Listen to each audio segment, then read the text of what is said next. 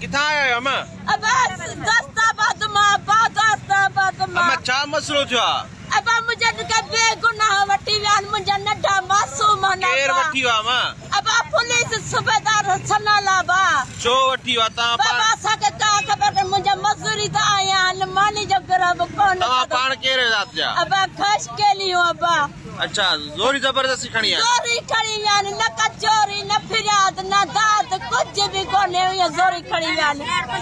अच्छा छह सत ॾींहं मुंहिंजे मारे मारे फना हिकिड़ी असांजो सेक्रेट बि कोर्ट कया अथऊं चापायूं मुंहिंजा गोॾो शौक़त जा कढी छॾिया अथनि मुंहिंजा 600 रुपया बंदि कराए केॾा खणी विया मुंहिंजा कोन्हनि मुंहिंजा शौक़त जा हाई फ्राई करे विया आहिनि अमा तुंहिंजो पुटु आहे? मुंहिंजा ॿई पुट आहिनि घणी उमिरि अथनि? हिकिड़े जो 12 साल ॿियो 13 साल नाला छा आहिनि उन्हनि जा? हिकिड़े जो शौक़त ॿिए जो शहज़ोर मुंहिंजे ज़ुल्म थियो आहे खडर जी पुलिस खणी आई आहे? खडर जी पुलिस खडर जी मूंसां बेहद कयो अथनि मूंसां ज़ुल्म कयो अथनि मुंहिंजी अदालत कयो मुंहिंजे बचनि सां ज़ुल्म थियो आहे मुंहिंजे बचनि नालो ॿुधाइजो। नालो डॉक्टर गुलाम सरोवर खास के लिए किथां खां आया आहियो?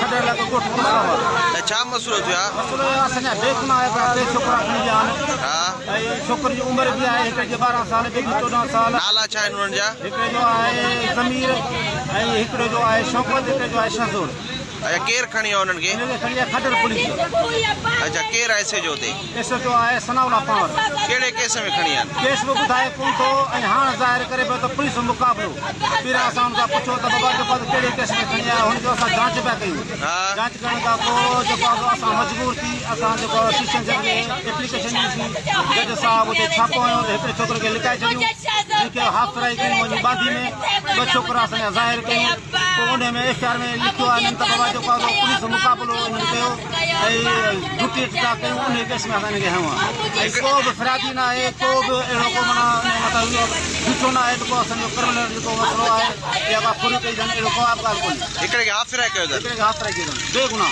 2 ॼणा चालान कया अथनि हींअर? 2 ॼणा चालान कया अथनि। अच्छा पेश कयो अथनि कोर्ट में? जी जी अच्छा छाजे करे खयो को केस वग़ैरह न केस बिना ॿुधाए न हाणे केस एफआईआर में इहो लिखियो अथनि त इहो पुलिस झूठी अटका केस आहे। अच्छा जी जी पुलिस मुक़ाबिलो आहे। हींअर मुतालबो छा आहे? असांजो मुतालबो आहे साफ़ शफ़ाफ़ हुकूमत जे मुताबिक़ साफ़ शफ़ाफ़ जांच करे अगरि छोकिरनि जो को बि क्रिमिनल रिकॉर्ड न आहे त हिन पुलिस वारनि खे सख़्तु सज़ा ॾिनी वञे असांजा छोकिरा आज़ादु कया वञनि। ठीकु आहे। जी जी